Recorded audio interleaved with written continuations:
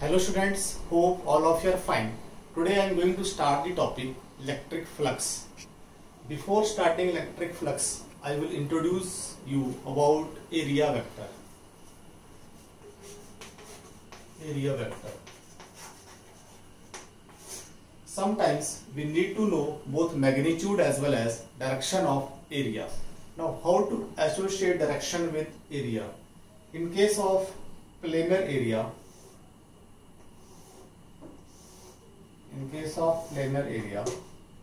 that is be some plane, so its direction is represented by normal, and we can draw normal either directed inward or directed outward. By convention, we take the direction of area vector as normal directed outward. So means here this normal will represent the direction of area vector. If ds be the magnitude of area, then we write area vector as this. This area vector is equal to magnitude of area and the unit vector which represent direction of the area vector.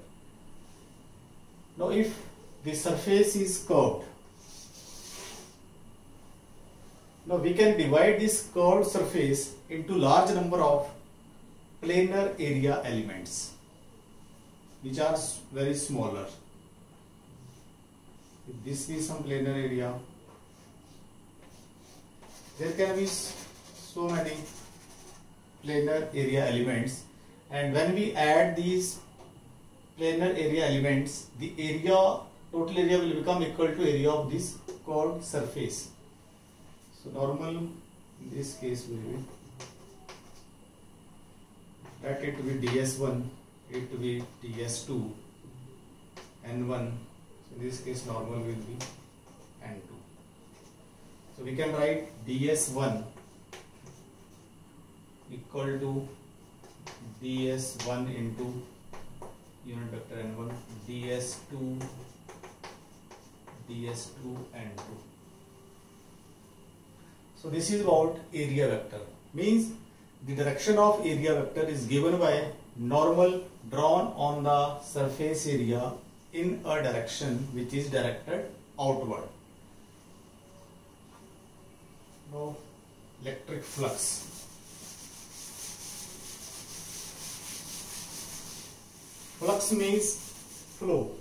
Actually flux deals with flow of some vector field. So electric flux, it deals with flow of electric field. Electric flux through certain surface area in a region of electric field is defined as the number of electric field lines passing through that surface area normally. Means if there is some planar surface area and if field lines are like this, now you can see all these field lines are passing normally to this planar surface. There can be field lines outside which are not passing through this planar surface. So the field lines which are passing through this surface area normally, they will contribute to electric flux. The normal is represented by this. Means this is the direction of area vector. If E be the magnitude of electric field and del S be the area of this plane, then we can write electric flux in this case E into del S.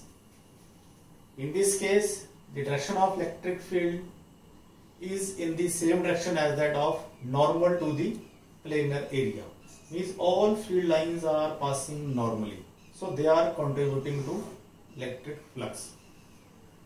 Now if we consider some other planar area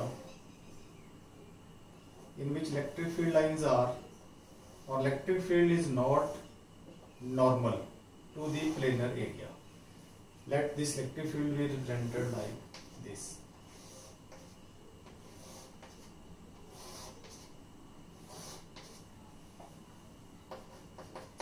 Now if I draw the normal on this plane, this normal will be,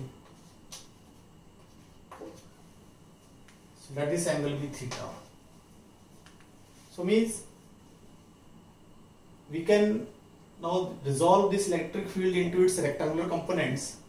So this component will be E cos theta and other component will be E sin theta.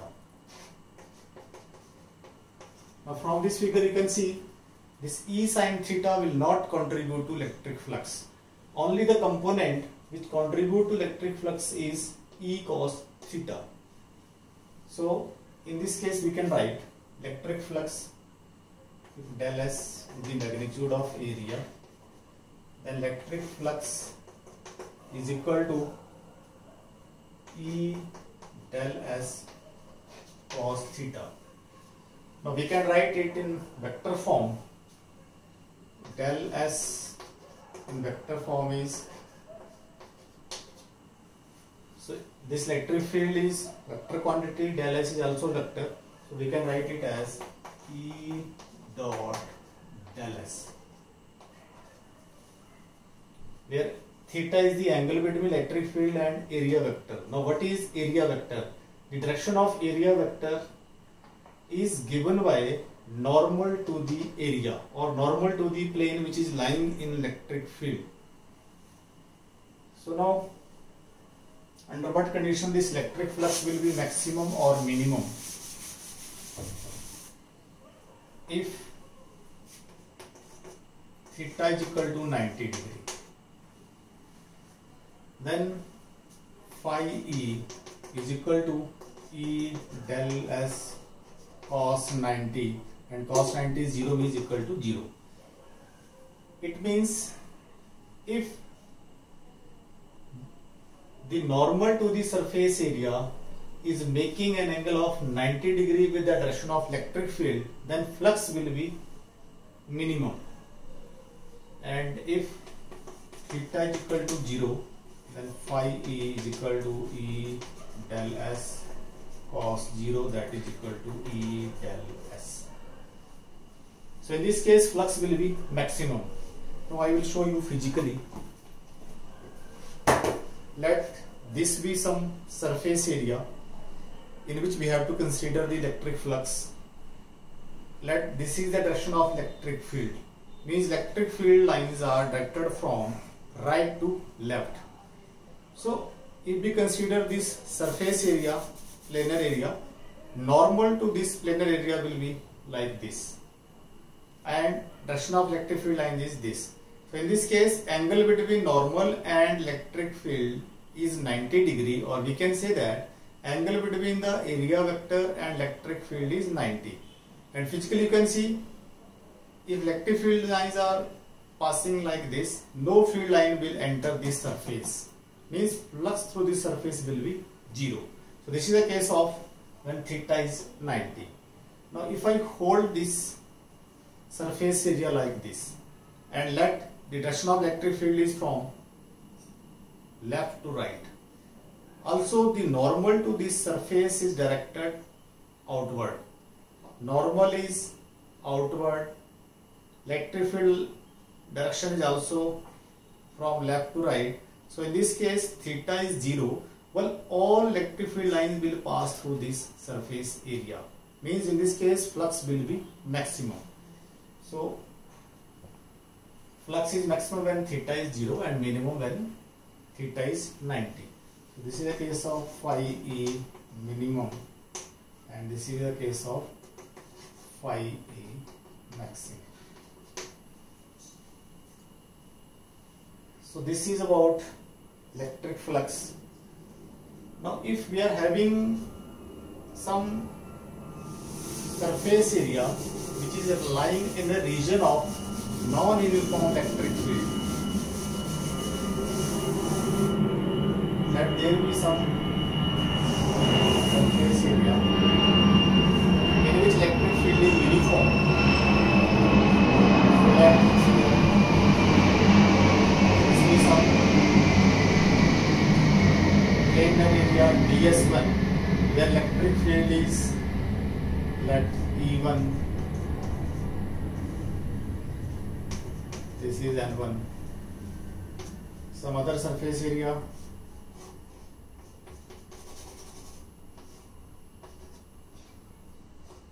this is N2, or we can write simply N in our cases.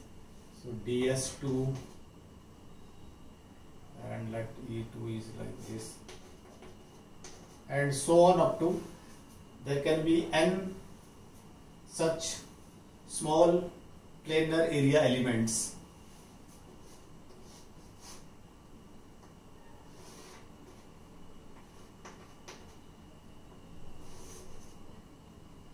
Let E3 En be the magnitude of electric field.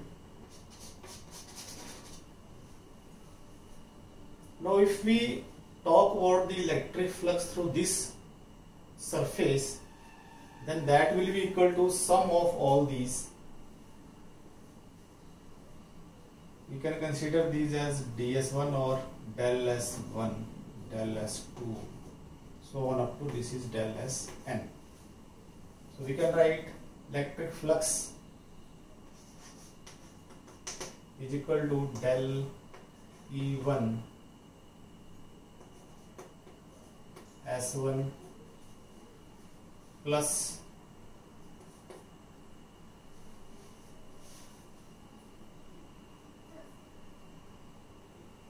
E1 del S1 plus E2 del S2 plus so on En del Sn. Now if there are large number of these area elements, then this del S will approach 0 and the number, this number n will approach infinity.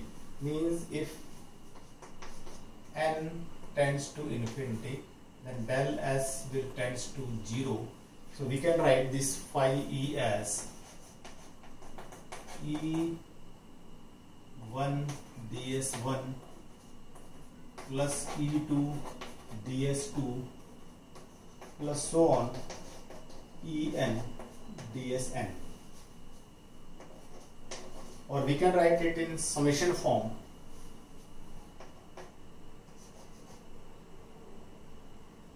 Ei di I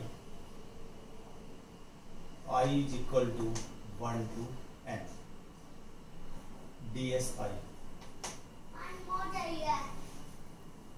or we can write it in integral form because the magnitude of this ds is very small, so we can write it as E dot ds. Means we can represent the electric flux through certain surface as surface integral of electric field over the surface which is lying in the region of electric field. So mathematically we can represent electric flux like this. Now I will start Gauss theorem.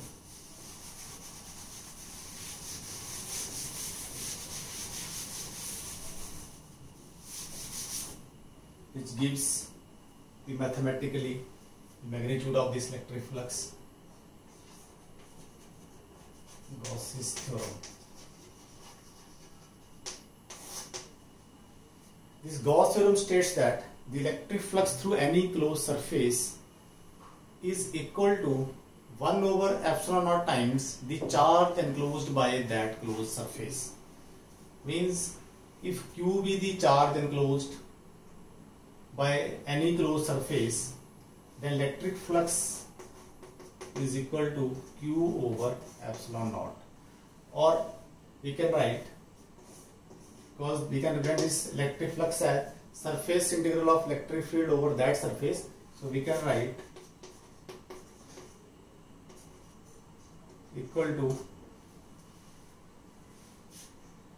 phi E, and that is equal to Q over epsilon naught. This is the case when the closed surface is lying in vacuum. If the closed surface is lying in a certain medium, in that case we replace this permittivity of free space with permittivity of medium. So this is the statement of Gauss's theorem, or it gives mathematically the number of electric field lines passing through certain closed surface which is enclosing a charge Q. Now we will prove this Gauss theorem for point charge. Let there be some point charge Q. We draw some closed surface around this charge at every point of which electric field is same. So for this point charge, that closed surface will be of sphere. So this surface is spherical in shape. If I consider small area element of this surface, then this area element, direction of this area element is directed outward. So this is area element or area vector ds. If we see the direction of electric field at this point, then the electric field will also be directed outward because this charge is positive. So direction of, and E with the magnitude of electric field intensity at this point. I have drawn the sphere with center as O, means at any point on the sphere the magnitude of electric field intensity due to this charge will be same and direction will be different at different points. So at this point electric field will be represented by this vector. So here we can see that the angle between E and ds is 0. So if I calculate the small electric flux through this surface, that electric flux will be given by, doing the proof of this theorem. So small electric flux will be given by E dot ds. Now angle between E and ds is 0. So this is equal to E ds cos 0. That is equal to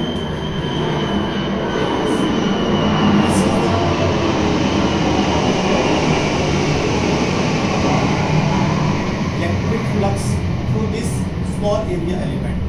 If we want to calculate the electric flux through whole this closed surface, then it can be calculated by integrating this equation 1. So total electric flux will be equal to integral of d phi, that is equal to EDS. Now since the magnitude of E is same at every point of the surface, we can take this outside, ds, and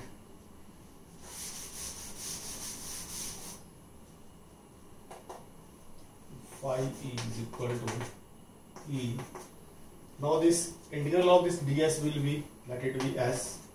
So this S is surface area of this sphere. So that is equal to 4 pi r square, means E into 4 pi r square. So this is the, yeah, this r is the, let r be the radius of this sphere. R is the radius. So this is electric flux in terms of electric field and surface area. Now if we use Coulomb's law, then the magnitude of electric field intensity at this point due to this charge is given by E is equal to KQ over R square. That is equal to 1 over 4 pi epsilon naught Q over R square. So if this is equation 2, this is 1, we can write 1 and 2 implies phi E is equal to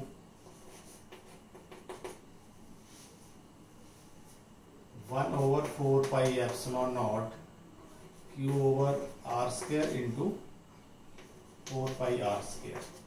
4 pi r square will cancel out with 4 pi r square. So we will get Q over epsilon naught. So this is the proof of Gauss theorem. Means electric flux through this closed surface is equal to 1 over epsilon times the charge enclosed by this closed surface. This closed surface is known as Gaussian surface. Actually this is some hypothetical surface, and at every point of this surface the electric field intensity is same. The magnitude of electric field intensity is same. So we call it Gaussian surface. So in nutshell, mathematically the electric flux through any closed surface is equal to 1 over epsilon naught times the charge enclosed by that surface if the charge is lying in vacuum. So this is about Gauss theorem. So today we discussed about area vector, electric flux and Gauss theorem. This electric flux we saw is scalar quantity, and mathematically it is given as dot product of electric field and area vector. And by Gauss theorem, the electric flux through any closed surface is equal to 1 over epsilon naught times the charge enclosed by that surface. Now this Gauss theorem has many applications. In next class we will start the applications of Gauss theorem for finding electric field intensity due to symmetrical charge distribution. So I stop here. I wish you stay safe and stay healthy. Thank you.